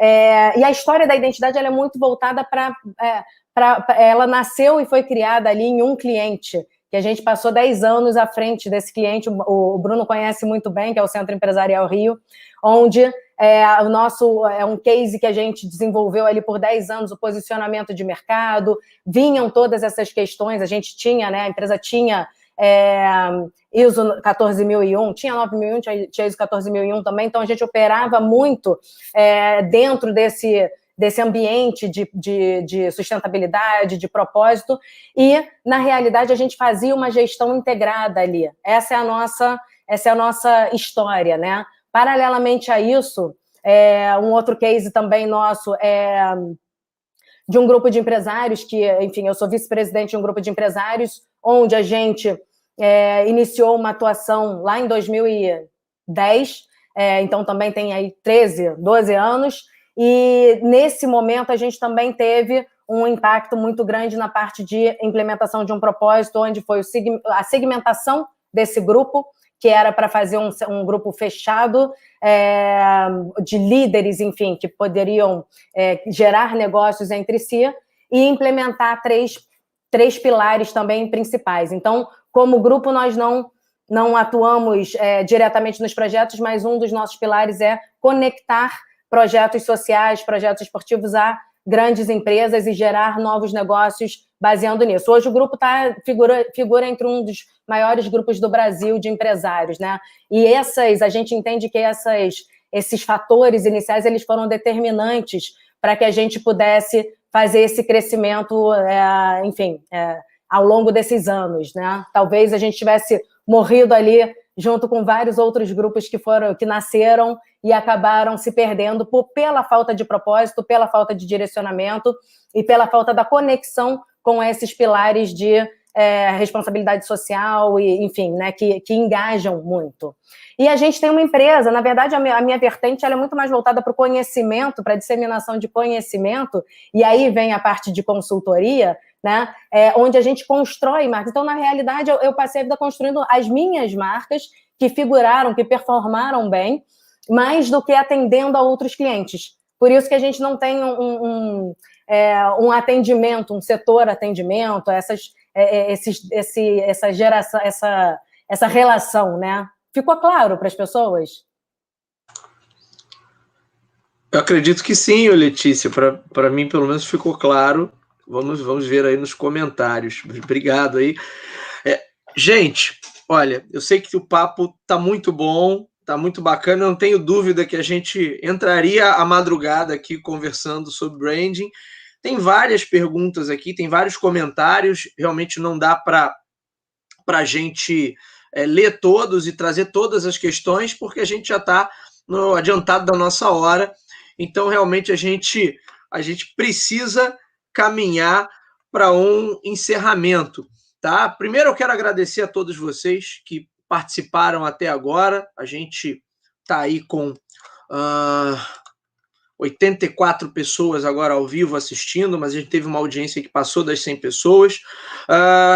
Quero agradecer as minhas convidadas, Renata Leite, Letícia de Freitas e Castro. Muito obrigado por acreditarem no projeto, por estarem aqui compartilhando conhecimento, que foi realmente muito bom, e pelos comentários que eu estou vendo aqui no bate-papo, eu estou vendo que a galera que veio também viu que valeu bastante a pena, que agregou muito, tá? Então, quero agradecer de coração a vocês. Elas duas são professoras do curso Branding Mais Consumo, então fica aí uma palhinha, né, do conhecimento que elas vão trazer para o curso. Bom, eu convido todos vocês a continuarem esse debate nas nossas redes sociais, tem Instagram, tem o Facebook, só botar lá por Branding Mais Consumo.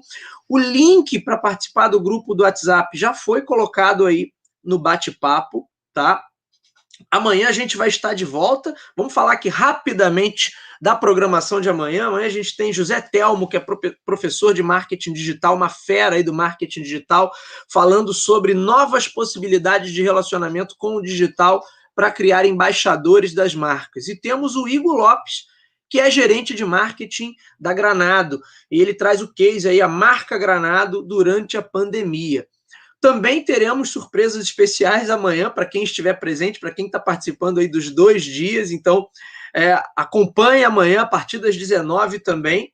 Hoje a gente vai fazer o controle da presença de uma forma um pouco diferente. A gente não vai ter o formulário, porque vocês já vão ter um formulário amanhã. O que eu vou colocar aqui, vou deixar para vocês, que vocês devem anotar, é uma palavra-chave que vocês vão colocar amanhã no formulário, comprovando que vocês estiveram presentes no primeiro dia, ok? Essa palavra-chave é branding estratégico.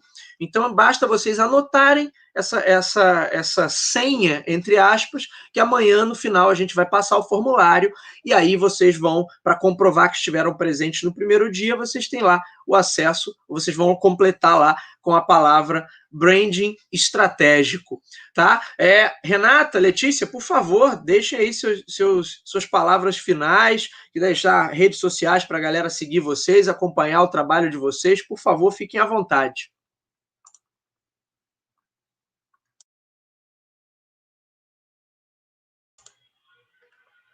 Oi, vocês estão me ouvindo? Sim, sim. Bom, Bruno, obrigada pelo convite. Foi um prazer enorme estar aqui hoje. Obrigada a todos que estiveram aqui com a gente. Foi muito bacana a interação que houve aí no chat, foi muito legal. Muita interação, muitas perguntas muito relevantes, né? Pena que não deu para a gente responder mais perguntas, porque tinham perguntas valiosas aí. Enfim, o curso vai ter muito mais do que... Isso aqui foi uma palhinha hoje, né, Bruno? O curso vai ter muito mais conteúdo. Então, quem se interessou, volte amanhã, porque as palestras vão ser muito boas mesmo.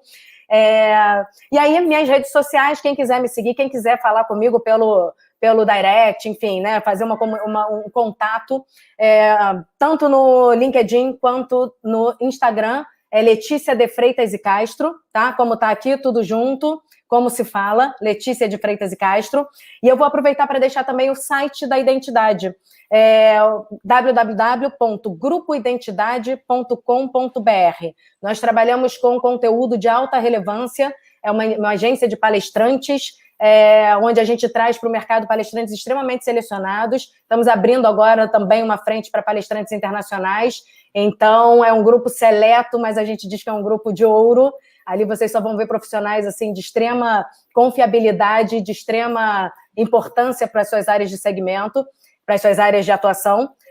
Então, acessem www.grupoidentidade.com. Minhas redes sociais eu já falei. As redes do Grupo Identidade também, Grupo Identidade _ no Instagram e Grupo Identidade no LinkedIn. Muito obrigado a todos e eu espero estar em breve junto com vocês numa outra oportunidade. Obrigada, Bruno. Obrigada, Renata. Gente, obrigada. Isso, eu que agradeço, Renata. Desculpa, queria agradecer ao Bruno, a Faixa, por essa oportunidade. Queria agradecer por todo mundo que esteve aqui com a gente. Vou reforçar aí o convite do Bruno para amanhã, que a gente tem mais um dia de evento. Eu vou estar com vocês aí de espectadora, não vou aparecer aqui, mas vou estar assistindo tudo. E lembrar, assim, que realmente o Bruno já me contou essa surpresa. E eu, se fosse vocês, não deixava de vir amanhã, porque vai ser muito importante estar aqui para aproveitar umas surpresas que vem aí. Eu vou compartilhar, eu vi que tem gente falando aí, o PPT, tá? Lá no grupo. E eu tô lá no LinkedIn. Eu acho que o melhor lugar para se conectar comigo para falar sobre branding, sobre marketing digital, que eu também falo bastante, é lá no LinkedIn. Então, procura lá Renata Leite. E é isso. Obrigada, gente. Muito legal, pessoal. Obrigado, Renata. Obrigado, Letícia. Vocês são umas queridas. Obrigado a todos vocês que ficaram até aqui. Muito bem lembrado, obrigado à Faixa também por acreditar no projeto, por essa parceria incrível, né? Alguém falou aí mais cedo, poxa, eu amo a Faixa, também amo, é uma instituição realmente que eu já trabalhei lá na pós-graduação diretamente e a gente rapidamente se apaixona pela Faixa. Então, assim, obrigado a todos vocês, eu aguardo a todos amanhã no mesmo horário para a gente ter mais uma rodada aí de boas conversas, desse excelente bate-papo. E me sigam também nas redes sociais, Bruno Garcia no LinkedIn e Bruno _Talk2Biz no Instagram, que tem sempre bastante conteúdo ali sobre marketing, sobre negócios e sobre branding, é claro. É isso, minha gente. Boa noite a todos e até amanhã. Tchau, tchau.